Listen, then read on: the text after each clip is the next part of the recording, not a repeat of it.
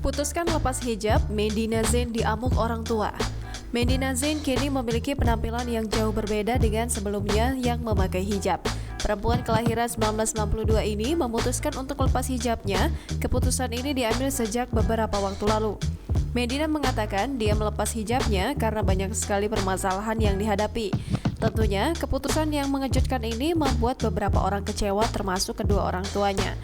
Kedua orang tua Medina Zain marah besar. Ia mengatakan ibu dan ayahnya syok dan tidak menyangka anaknya bakal melakukan hal itu. Ia mencoba memberikan pengertian kepada ibu dan ayahnya alasan mengapa dirinya memutuskan melepas hijab.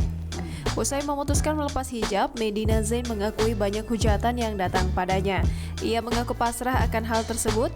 Menurutnya, semua itu sudah sering terjadi dalam kehidupannya.